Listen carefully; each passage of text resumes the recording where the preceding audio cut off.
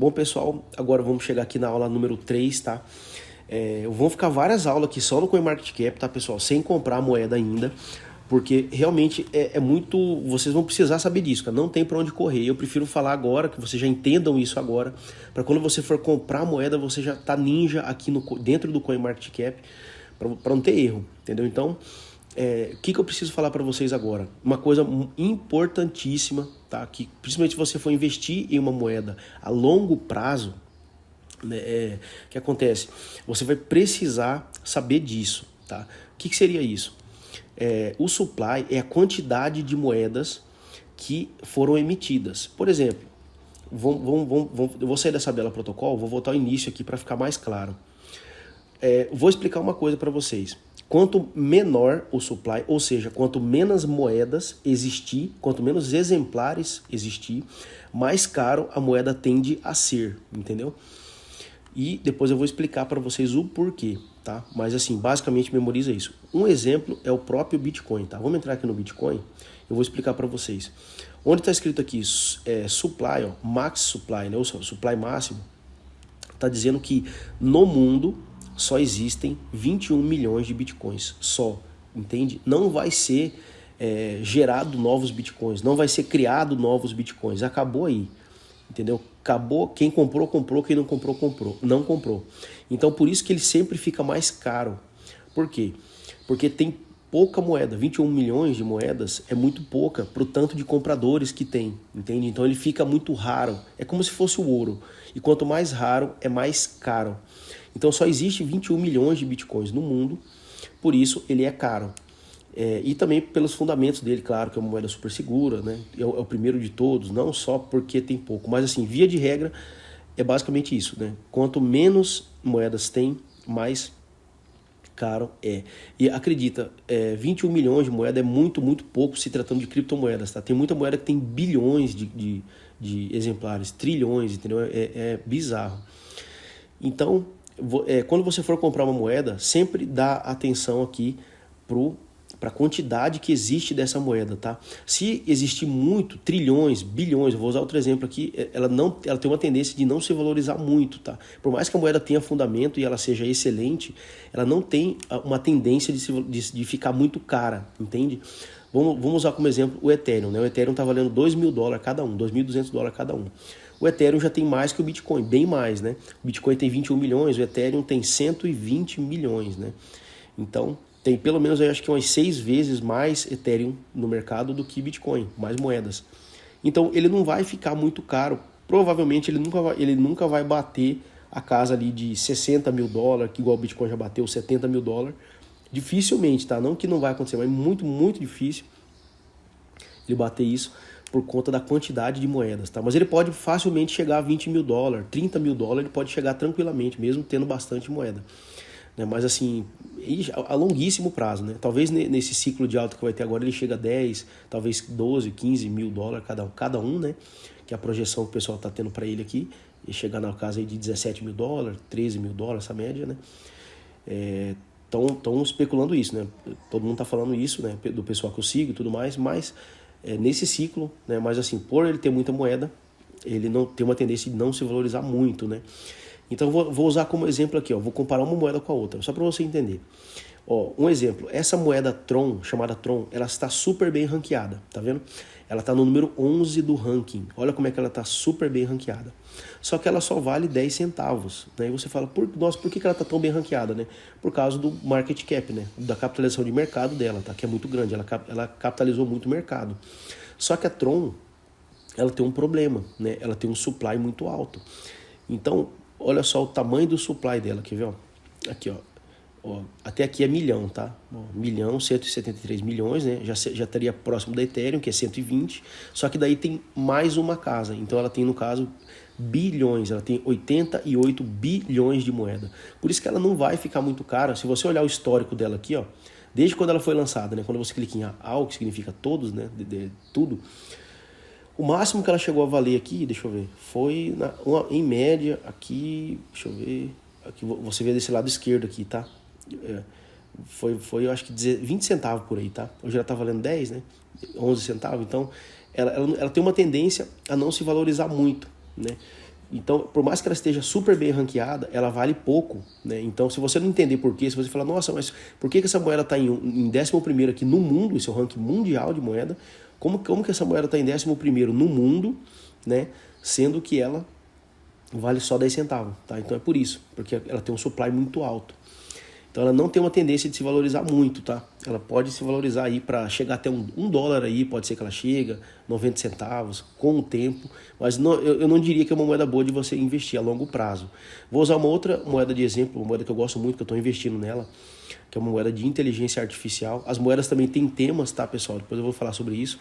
Cada moeda fala de um tema, tem moeda de jogo, tem moeda de inteligência artificial, tem moeda de finança descentralizada. Então tem moeda antivírus, tem moeda de tudo que é tipo, que faz tudo que é tipo de função, tá? Mas aqui, ó, essa moeda que eu gosto muito é a STX. Ela é um ótimo exemplo de uma moeda boa de se investir, tá? Estou investindo nela, inclusive, é minha grande aposta, é minha segunda grande aposta, é essa moeda aqui para esse ano agora, né? Esse halving que vai acontecer agora, depois eu vou falar sobre o halving. Mas assim, essa criptomoeda, ela tem aqui 1 bilhão só, tá? 1 bilhão, quase 2 bilhões, tá? E por isso que ela tem quase 2 bilhões e ela tá valendo tudo isso, ela tá valendo $1 e pouco, tá? Porque 2 bilhões é considerado um supply até que baixo, tá? Para criptomoeda.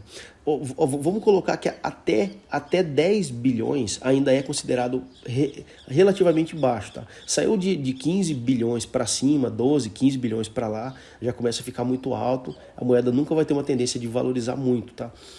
Mas assim, esse supply ainda tá ótimo para essa moeda. Essa moeda aqui tá com eu tô investindo pesado nela, eu pessoalmente tô investindo pesado nela.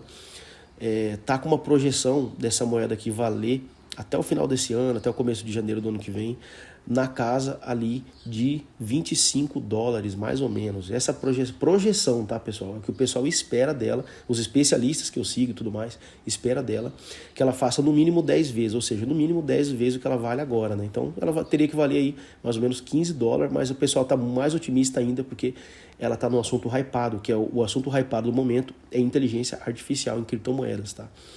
Então é uma ótima moeda e é um ótimo exemplo, né? Ela valendo $1,40, né? No número aqui do ranking 40, né? E a outra moeda aqui, a Tron, por exemplo, ó, né? Valendo só 10 centavos e número 11 do ranking, tá? Tá explicado para vocês por que disso, né? Uma outra criptomoeda também que eu estou investindo pesado, que é a minha segunda grande aposta, as minhas duas apostas, né, que basicamente eu vou investir só nelas, é uma moeda chamada Polygon Matic, essa daqui. Ela tem um supply ali de 10 bilhões, se eu não me engano, e ela está com uma projeção de valer no mínimo, projeção, tá, pessoal? Não que vai valer, projeção, aqui ó, 10 bilhões, tá, de unidades, né? Tá com uma projeção de valer aqui mais ou menos 12 a 15 dólares. Se ela vale 70 centavos hoje, só de multiplicar por 10, ou seja, multiplicar o que você colocar nela de dinheiro por 10, você colocaria nela hoje, por exemplo, um exemplo, 20 mil reais. Se ela valesse 7 dólares, ela já te daria 10 vezes o que você investiu. Você já teria 200 mil reais, tá? Mas a projeção dela tá para 15 dólares, 12 dólares, essa média aí, talvez até mais. Então é uma outra grande aposta, né? E uma última coisa para me fechar essa parte aqui de criptomoedas, né? Aqui do CoinMarketCap, dessa parte aqui de análise de moeda, né? De você olhar a moeda, né? É o seguinte, que você vai ter que observar uma outra coisa. Tem moedas que são consideradas inflacionárias. O que significa isso? Que para ela poder se valorizar muito, ela meio que todas as unidades de moedas dela já tem que estar de preferência 100% no mercado, ou seja, já tem que estar 100% distribuído. É como se fosse imprimir dinheiro, entendeu? Por exemplo, tem 10 bilhões, mas o pessoal só conseguiu vender, por exemplo, 1 bilhão. Então vendeu só 10%, um exemplo.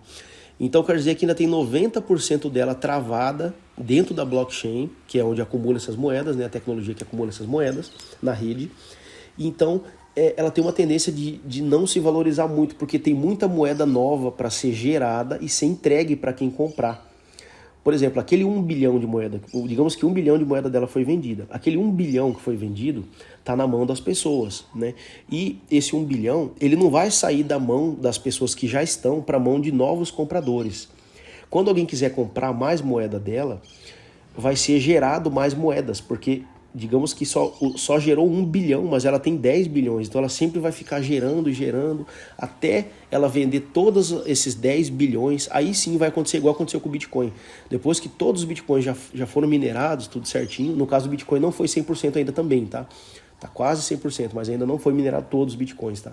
Mas assim, o Bitcoin tá quase tudo já em circulação, quase tudo, mas não tudo.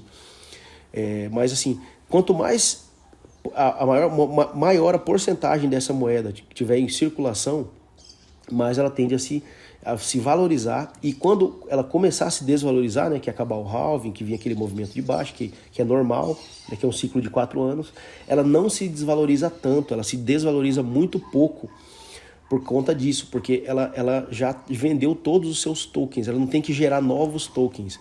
E essa moeda aqui, o que eu gosto muito dela, é que aqui está dizendo, ó, circulating supply, ou seja, supply em circulação, né, dela já está quase 100%, está 96%. Então esses 10 bilhões de tokens aqui já estão praticamente todos vendidos. Ela não vai ter que gerar novos tokens, não vai ter que gerar novas moedas, e com isso, quando você gera nova... É igual imprimir dinheiro, né? Que o pessoal fala aqui no Brasil, que o governo imprime dinheiro, o dinheiro desvaloriza. A mesma coisa com a criptomoeda. Você imprime moedas novas, em vez de você pegar a moeda da mão de uma pessoa e passar para outra, ou seja, pessoas vendendo, pessoas comprando, você só gera moeda nova, ou seja, não tem ninguém vendendo. Você vai comprar como se fosse direto da blockchain, entendeu? É como se fosse uma loja, né? Por exemplo, uma loja tem, por exemplo, 100 perfumes. Digamos que você vai lá e todo mundo compra os 100 perfumes, e a loja não vende mais perfume, fechou a loja, acabou, só tem aqueles 100. Então as pessoas vão ficar comprando uma das outras, não vão comprar da loja. A lógica é mais ou menos essa. Como as pessoas vão ficar comprando uma das outras, não vai ser inventado novos perfumes, não vai chegar novos perfumes na loja, aquele perfume fica mais caro. Com a criptomoeda é a mesma coisa. Imagina só se, por exemplo, você vendeu os 100 perfumes, né? Em vez de o pessoal começar a negociar entre eles, quem tem o perfume, por exemplo, e não usa, como se fosse um colecionador. Não que a pessoa não vai usar o perfume, certo? Seria um colecionador. Em vez da pessoa ficar vendendo de uma para outra, estou usando perfume só como exemplo, podia ser qualquer coisa. Digamos que chega de novo mais 200 perfumes na loja, entendeu? Então aqueles perfumes que tá na mão daquelas 100 primeira pessoa já desvaloriza, porque agora você pode comprar direto da loja. Ou seja, aquelas pessoas que estão com a moeda na mão, com o perfume na mão, eles não podem cobrar mais caro, porque se eles aumentar o preço, você vai lá e comprar na loja. Então é meio que isso, entendeu? Então, resumindo, eu expliquei do meu jeito, tá? Depois a gente conversa pessoalmente, né? Que esse aqui é um curso entre amigos, né? Então, se vocês não entenderam o que eu estou querendo explicar aqui, quando a gente se encontrar pessoalmente, eu explico mais detalhado. Mas é basicamente isso, eu acho que deu para entender aí, né? Então, sempre olha isso quando for investir numa moeda a longo prazo. Trade não, trade é outra história. Trade, depois eu vou entrar no assunto de trade. Trade é momentâneo, é coisa de um dia, 2. Você não vai levar em consideração nada disso. Mas se você for investir em uma moeda a longo prazo, para ficar 1 ano com ela, por exemplo, tá? Você vai ter que prestar muita atenção nisso, tá? Basicamente, supply, certo? Quantos por cento dela já está em circulação, e você vai ter que olhar também aqui o ranking dela, tá? Não evita, se você for botar todo o seu dinheiro ou muita grana que você não pode perder e tudo mais, um dinheiro que é precioso para você, você não pode arriscar perder, evita pegar uma moeda lá do número 200 até que tá favorável, né? Sei lá, 700 do ranking, 600 do ranking, entendeu? Tenta focar nessas aqui mais promissoras, que são muito mais seguras, que tem bilhões de pessoas, bilionários investindo nelas, né? E é isso, né? Então, isso em relação ao investimento a longo prazo, a linha ficou com quase 15 minutos, mas tenho certeza que vai valer muito a pena aí, tá bom? Então eu vou abrir uma nova aula para explicar algumas coisas aqui a mais, né?